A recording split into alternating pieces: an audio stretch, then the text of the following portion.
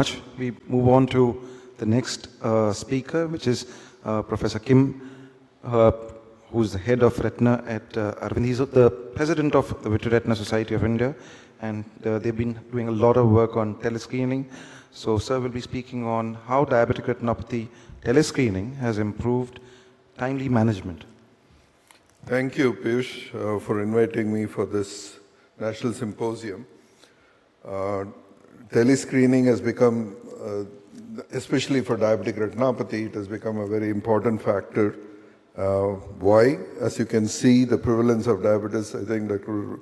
Praveen showed excellent data. So we know the number is increasing and we are going to be facing a lot of problems related to diabetes, that is diabetic complications.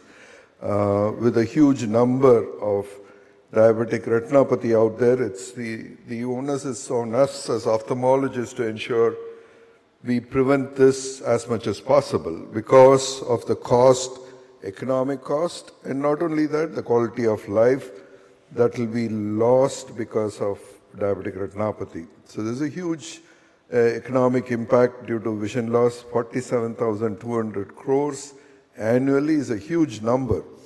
So what should be done? Screening for diabetic retinopathy should not be limited to ophthalmologists alone. Find alternative resources like screening by physicians, screening in the community using technology.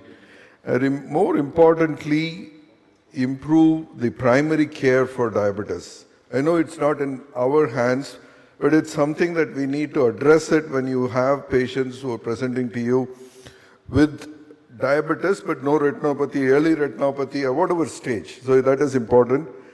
From VRSI and AIOS jointly published this paper on screening guidelines for diabetic retinopathy earlier, because the benefits of screening is it increases the access, improves compliance because patients find it easier when it is done at their doorstep, cost saving, and earlier detection prevents unwanted complications. Traditionally, the diabetic retinopathy screening, we have been doing this almost 20 years now, putting fundus cameras in diabetic clinics, asking them, their technician to take a photo, send it to us, to one of our retina specialists or a trained grader would grade these images and send a report back with about an hour or two or even overnight in some situations. So with the advent of using AI, today that's become much easier. You don't need to depend on the ophthalmologist for grading.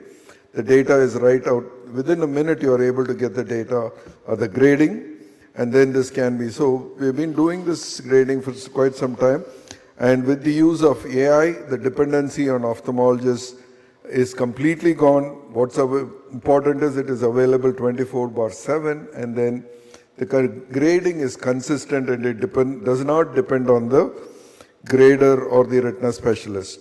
So the ophthalmologist the diabetologist or the physician is happy because he's going to get the report immediately.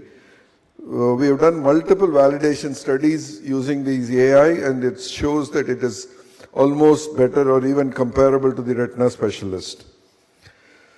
So we have what we call as primary eye care centers. Many are saying these are trained ophthalmic technicians who examine the patients just like how the ophthalmologist would do, enter the data in an electronic medical record, connect to the ophthalmologist at the base hospital through video conferencing, and they would consult with every patient with the doctor at the base hospital. So we also added a fundus camera in these vision centers to take fundus photos of these patients. So what happened after we deployed AI in these vision centers or the primary eye care centers, we found before and after, the number of diabetic retinopathy identified went up by almost 8 times. So we put it again in not only in our vision centers, but we also did it in our diabetology clinics wherever we had the fundus cameras. In the last 5-6 years, we have screened million eyes. But what is important to see is the number of any diabetic retinopathy that was identified as 23.56% in the diabetic clinics versus only 9.97, which is just a simple ophthalmic clinic where all kinds of patients are seen. So definitely the diabetic clinics, you're screening the target population, that is the diabetic patients, and they are the ones who have to be screened. It is not, ophthalmologists do not get all the diabetologists, whereas medical labs, even pharmacies, and of course the physician clinics or diabetology clinics, endocrinologist clinics are the ones where you get these patients. But if you look at the compliance to referral, patients are reluctant to follow up as long as their vision is absolutely fine, they hardly go. The compliance to referrals in between these two scenarios in diabetic clinics, because the diabetologist tells go see an ophthalmologist if they have a problem, even among those who are referred, only 22% refer in the vision centers or in our primary eye care clinics, it is 70%. 70% is mainly because not just the patient takes up, the technician takes the ownership of ensuring that the patient gets to go see the retina specialist once they are referred. So that's the reason we have 70%, because they follow up on these patients, call them.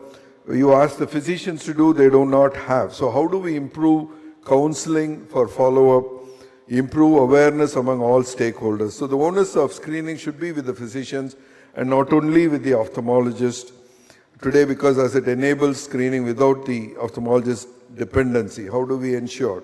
So at VRSI, we have been working with the RSSDI, the largest diabetologist association in India, to take up this. And last year we published this paper on DR screening guidelines for physicians. And today they are also taking it up in a big way. Hopefully, we will see more physicians trying to get into this DR screening. If you look at the data from the West, in the last 10 years, there's been a decline in the vision-threatening retinopathy, unlike in our country where we are only increasing. This reduction is mainly because of improved diabetes management at the primary care level, early detection through regular screenings and advancements in treatment options. So it is important. We know if identified early, we can prevent. Even if a patient who comes to you who's a diabetic with no DR, how often do we counsel them? Very little. How often we tell them the importance of screening, controlling their blood sugar.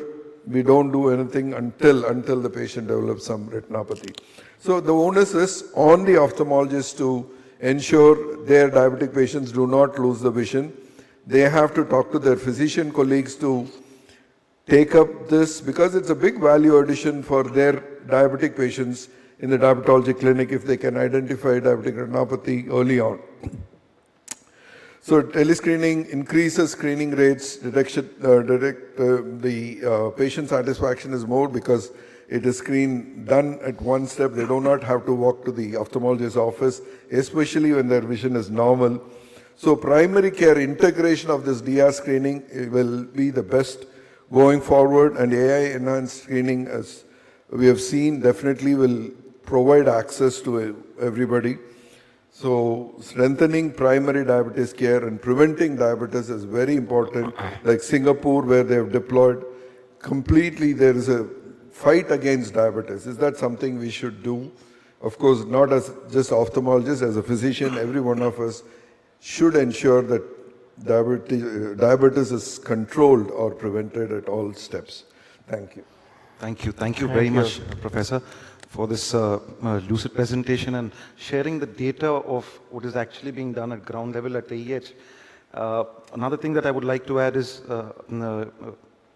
it's really picking up in a bigger way, the CNN being convoluted neural networking and deep learning, and the amount of comparisons that are being done with manual graders, and the accuracy with which AI is able to predict and grade is really marvelous, and it's really going to change how we really diagnose and treat these patients.